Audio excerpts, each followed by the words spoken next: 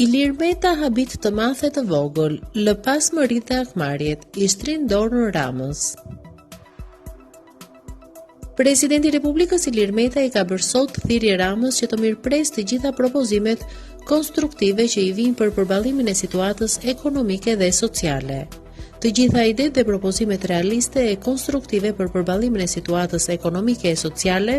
për shkak të emergjencës të shfaqur me qëllim menaxhimin sa më efektiv e të suksesshëm